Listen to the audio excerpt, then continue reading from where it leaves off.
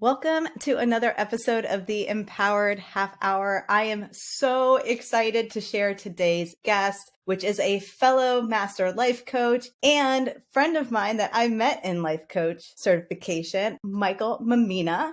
Michael was my coach when we learn all the material and then we have to role play it. So I have to be a coach to someone and someone had to be a coach to me.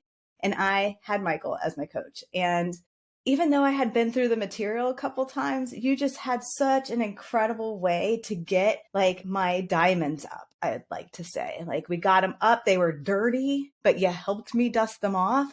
And I still cherish that time together because I feel like I did get a lot of growth out of that. So it's just an absolute honor, Michael, to have you on the podcast. Thank you. I'm loving that. That story is great. You're well, like, it is my honor to be here too. Yeah. I really did have the opportunity to work with Becca, and I fell in love with her as a client and then also as a friend. And I'm really looking forward to being here today and talking a little bit more about what we do. Yes, exactly. So I'd like to just pivot for 1 second to read your bio so everybody knows you more professionally. And then we're going to go into the interview itself. So let's go. Michael Mammina is a master life coach with multiple certifications and global professional experience, whose passion is to create the space for successful people to learn to love themselves. So important. Instead of always feeling like you're standing outside looking in, you can live a life where what you see on the outside matches what you feel on the inside. Michael's mission is to help you live a life confident and with happiness you deserve. Having walked through many of the feelings, roots, and roadblocks of his clients, he brings a great understanding of the personal struggle that others face with many aspects of living life. Through proven coaching techniques, you can gain the tools to make the changes to live life more authentically. And I couldn't think of anybody better to have a conversation around self-love and authenticity. Even though we haven't fully got into that yet, just from the little bit we talked about before we went live, I kind of feel like that's where we're going to go today. So let's start with the first question. So currently today, you're sitting here, you retired from corporate America, you're a master life coach. And how did you get here? What's your backstory? My backstory is an interesting one. I had a very successful corporate career for over 30 years as a creative director with well-known brands that would be household names. Felt really good about my career. And underneath that, through my whole career, I knew something was missing. Becca already hit on the word. The word authenticity was really important for me. What I realized was that I wasn't truly living my truth and I wasn't living a life authentically. And that was really important for me. Yes, I could go along and have my corporate career and make lots of money and everything going along with that. But inside, something was missing. For years in my life, I would stand in a room full of people and know that something was missing. There was a part of me that just wasn't where it needed to be or what it needed to be, which led me then to find opportunities to do inner work that then led me to life coaching. I love that you did bring us back to your corporate career first, because people lose themselves in their careers, even when, like you said, you were an executive, you household brand. Like on the outside, on paper, it feels like you're very successful. Me too. I've had big titles, big companies, but inside, it didn't feel like that. It does feel like something's amiss. So I would love to talk to you a little bit more of what did you have to overcome to really step into your authentic center and get that missing piece of you, like shining brightly, so to speak. Yeah, sure. So the thing I would say I had to overcome, quite honestly, was the fear of accepting the truth of who I am. Ooh, that's deep. It was really honoring, the truth of who I am and releasing what I call the negative beliefs and embracing my worthiness. And most importantly, learning to love myself. I could trace all the way back to an 8-year-old boy who was being bullied on the playground, who was getting beat up repeatedly day after day. And just knowing that there was an aspect of myself that felt unlovable or felt like no matter what I did, I was never good enough. all of those beliefs actually just carried their way through my life. And I then went ahead and became a very successful executive, which so many people try and do to overcompensate from what they really feel inside, deep inside. Those beliefs, those negative beliefs. And I did the same thing, and I became very successful. Yes. That was really loving myself. I love that you went there too, because I think all of us have that wounded 8-year-old inside. Like right now, my hair is more of like a strawberry blonde, but it was like flaming orange when I was a little kid. And I got beat up too because I had red hair and freckles, man. Like it was rough. And, some of my drive in the past is very authentic. I'm very spirited. I like healthy competition. I like winning together as a team. So there's elements of the drive that authentic. And then there were the ones that weren't, which is what you're talking about. It's the ones that were covering up the feelings of rejection. I didn't want to be rejected. So maybe if I'm the leader, then I don't have to be. I'm not rejected anymore. I get to control that. So I just like to ask you a little bit too, like when you're working with clients now, because I know that you work with a lot of successful people, maybe even executives that were like you, and they're trying to get into their authentic center. You'd mentioned overcoming fear, but I want to talk on that for a second. Like, do you have a tip for the listeners on how they might be able to overcome fear so that they can accept themselves a little more? I'm like, that's a big question, but I know you got tricks up your sleeve. So I don't even have short sleeves on today, Becca. One of the main things that I would say that is key is I work with clients on this very simple question. What is fact and what is fiction? We are inherently what I call meaning-making machines. I did not coin that phrase. Many people have said it before. So we make everything that we experience in life mean something about us. And we hold on to those meanings. But the truth is oftentimes they are not true for today. They might have been true at any point in your life, but it no longer serves you to hold on to those meanings. Wow. Even if, like, I could remember, in my corporate career, sometimes really fumbling up and not feeling good about myself and making it all mean something about me versus potentially what the situation was. So if you can just even simply just ask the question, is this fact or is this fiction? Because in the fiction is where the pain or the struggle actually comes from. So the more you can sort of move that fiction or create what is the truth, and then you can move from a place of truth versus story. What is the fact? The fact is I sent an email and probably shouldn't have, or whatever the case may be. Then I can move from there versus, oh, everyone's going to hate me and won't eat lunch with me because, I sent that email. Like, one is fact, one is fiction. If you could just separate the two and learn to move from a place of fact, then it's much more of a healthy perspective because you're dealing with the truth. Wow, that was really powerful. Listeners, fact or fiction, play that game with yourself because it does help you get unstuck from your story. That was an awesome tip. So the next question I want to ask you, so you've left corporate America. Now you've done tons of certifications. You're a master life coach. You not only are helping other people find self-love and their authentic center and rise into their true potential, which I know you do, but you rose into yours too. Yes. And so what's a lesson that's up for you right now or an aha moment that you can share with the audience as you reflect on where you are now? There are so many. Always. Yeah, because the thing that, quite honestly, the truth is I realized on this journey, now it's been probably a 10-year journey of becoming a life coach and all these certifications and all the work that I do with people. All of that was truly just in service to me. Everything that I've learned, every aspect of coaching and support, and even if you want to say like the modalities of coaching, have really been in service to myself. So the things that I've learned truly was that we're all these meaning-making machines. And if I could stop making things mean something about me, then I could move into one of the big things that was key for me was worthiness. Knowing that I'm worthy and that I'm inherently worthy. It's actually our birthright. And no one can actually take that worthiness away from you unless you let them take it away from you.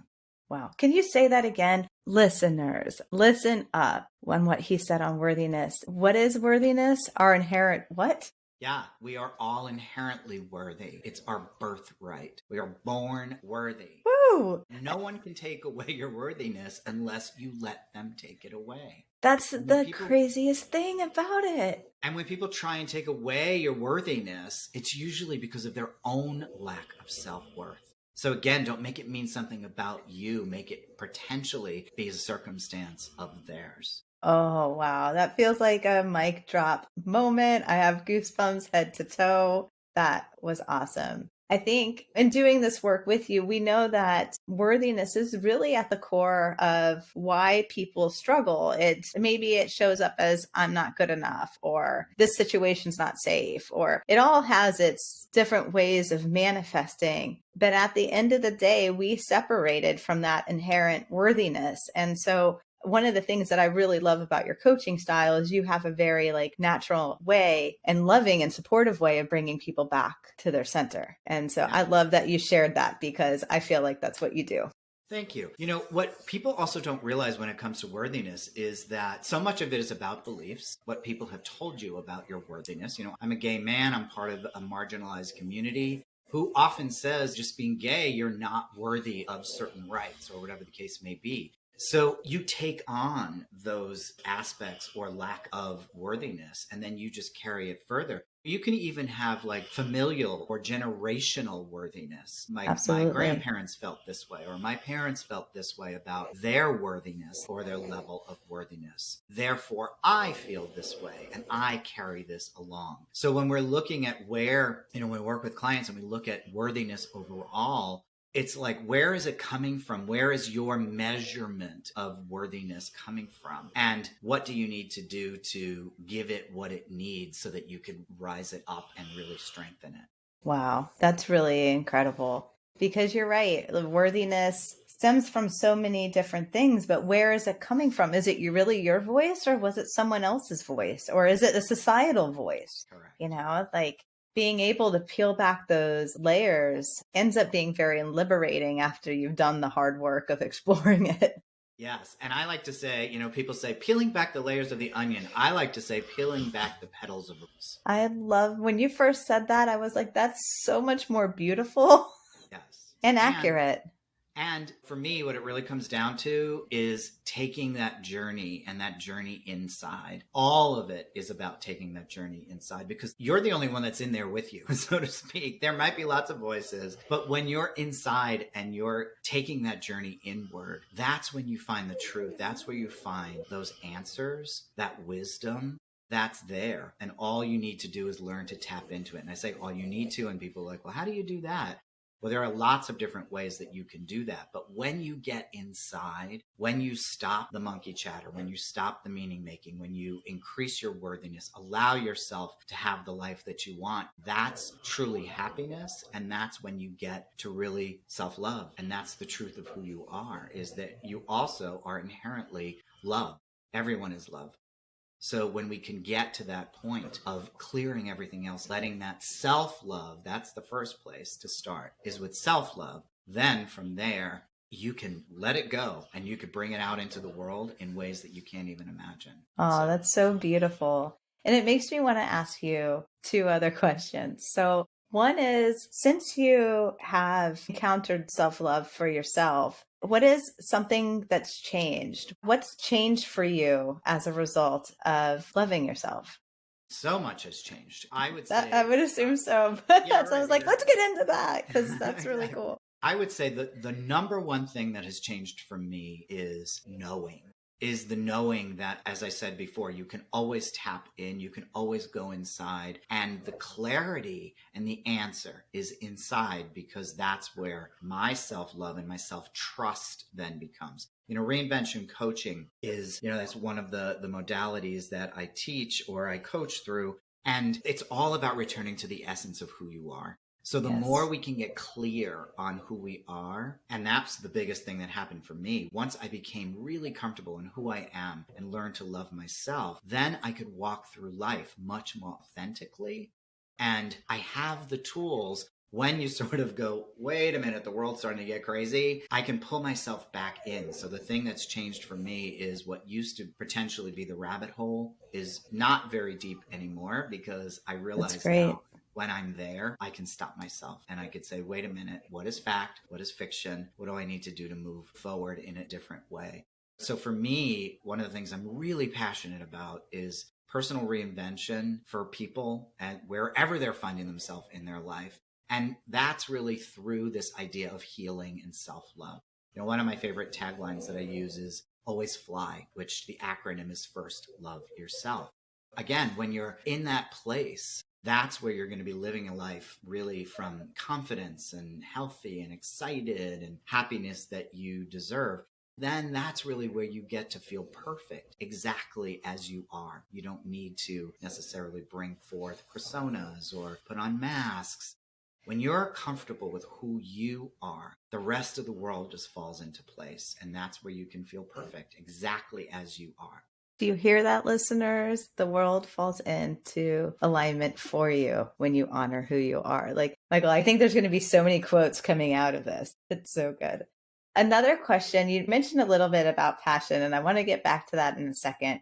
So we talked about it from your perspective of what's changed for you since you've embraced this.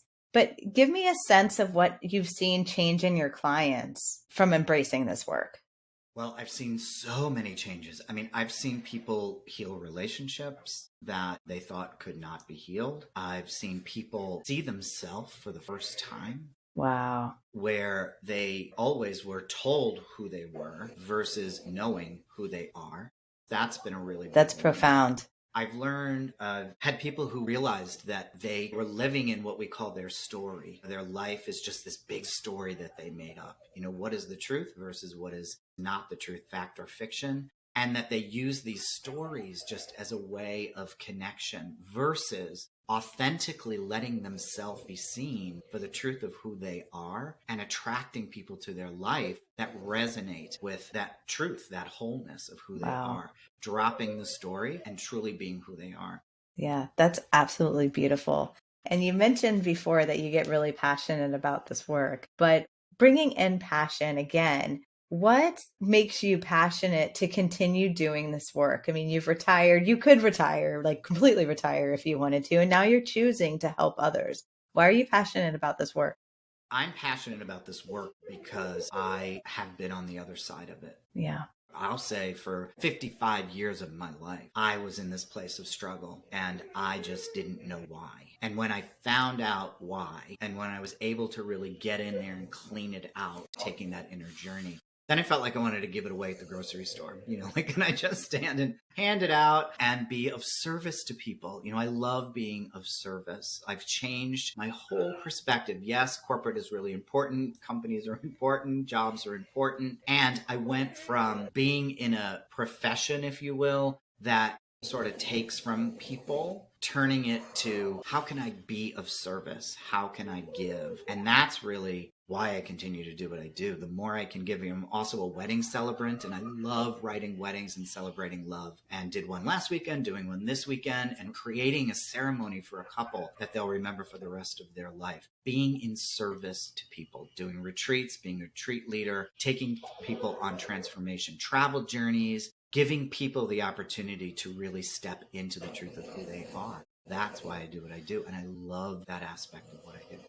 Yeah, I can empathize with you on that, because when you see someone make their personal transformation, it's powerful. It is powerful. And, when you are a coach, even though, yes, we are, we get paid for what we do and all that because we should, but it is an absolute honor and a service to be able to help people live their potential, to break free from the shackles. There's so many like cliches that happen, but they're true. Yeah. Just to be clear on that too, I'm not really helping anyone. All I'm doing is holding space. Yes. For them to actually make the discovery. That's what's brilliant. The And some people self-discovery, yes. we say some people are like slow cookers, like a crock pot. Some people are like microwaves. It's all on their time, but just to hold the space for them. And then again, when they do get those nuggets or they do make those big changes, or they say, I haven't spoken to my siblings in 15 years and I was able to set a healthy boundary and connect with them. And now my life will be different. That's really the gold. That's where you just say, yes, I want to hold space for people to do that, to take that journey.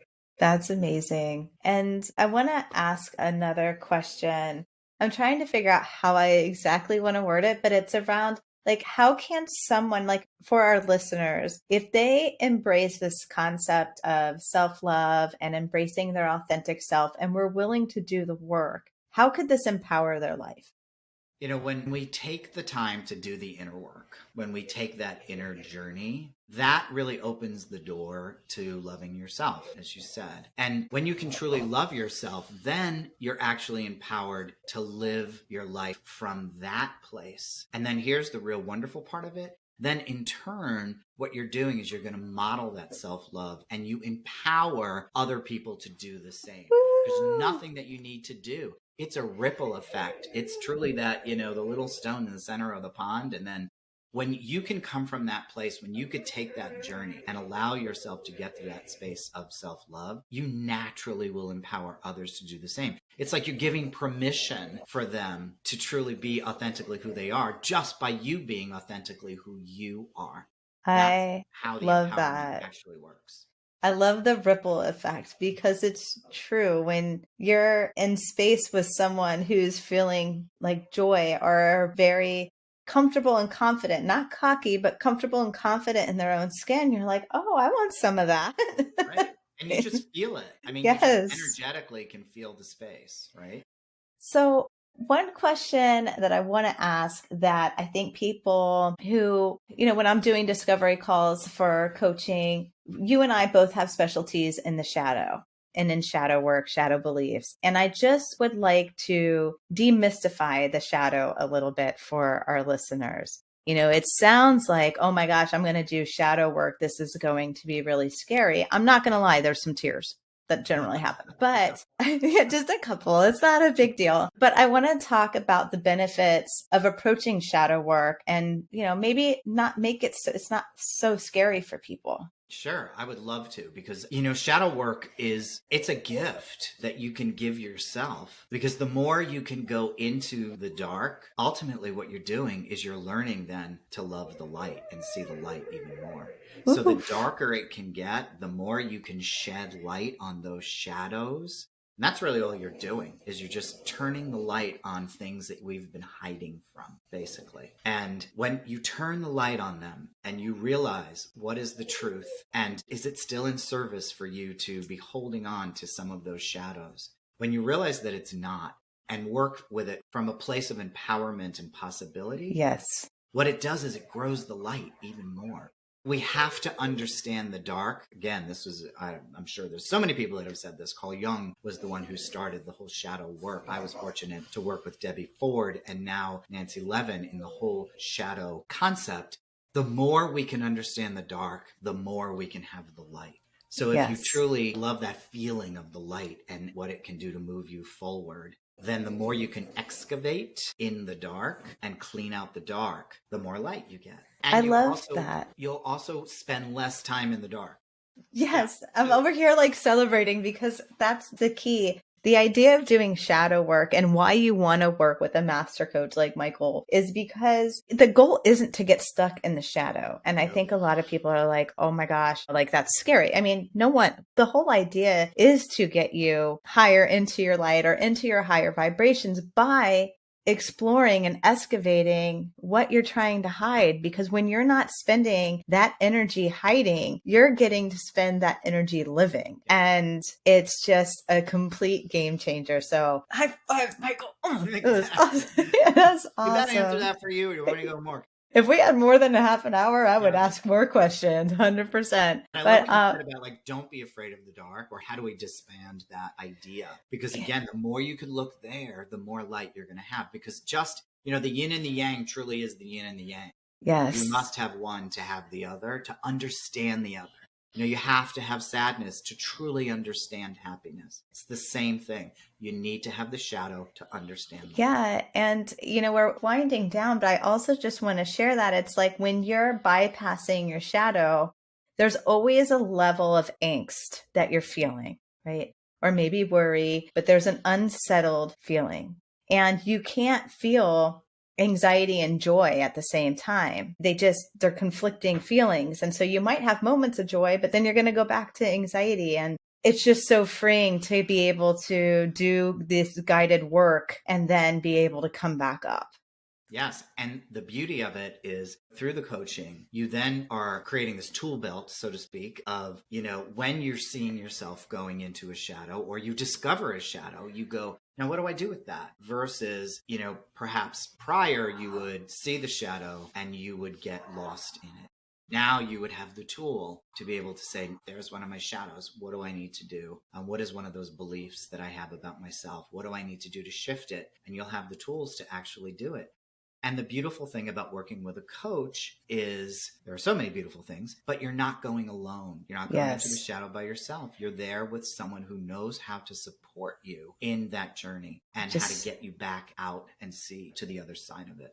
Yeah, exactly. And back into the light. And when you come back into the light from the shadow, it's almost like you have new vision again. I don't know. Like when I first, then your senses kind of go back to normal. But when I first did my work, I swear I thought like colors were brighter. I felt like I felt things for the first time all over again. Like it's that visceral of a reaction sometimes. Yeah, you're cleaning it all out. You're just getting it all out of the way so that you can see clearer. You're seeing through the essence of who you are, the truth of who you are. Woo! I'm going to mic drop that again right there. Michael, would you be able to share with the listeners how they can find more of you, maybe schedule a discovery call with you and follow you on social media? Sure, absolutely. Would love to. So my website, my URL is michaelmammina.com. Really simple. It's just my name.com. And on there, you should grab my free ebook, which is 5-minute steps to the life you truly want. You just can grab that and give it a read. It's not very long, but it's chock full of ideas. And what that's going to do is it's going to also put you on my mailing list, which is unsubscribable if you want, but you won't want to, I guarantee you. And what I do is every week I send out sort of a newsletter / lesson or thought for something to contemplate for the week. Also on there, you're going to hear about my travel opportunities and retreat opportunities, so you can follow me there. And then obviously good old Facebook, Instagram, TikTok is my new thing. Just with my name is there, Michael Mammina, and that's where you can find me. Awesome. We'll have all of that in the show notes too, Thank Michael. you. And you can get your free discovery call, actually, or just a conversation to explore what's possible for you in your life from my website. So there's lots of different ways that you'll get that opportunity, but use it. Hey, it's free and it's fun. Yeah, I was like, do that discovery call. He's awesome. One way to talk. So it is. Well, Michael, I am so happy that you came on the show. Thank you for coming on the Empowered Half Hour, and we'll see you next time. Thank you. Remember, first love yourself, always fly. Love it.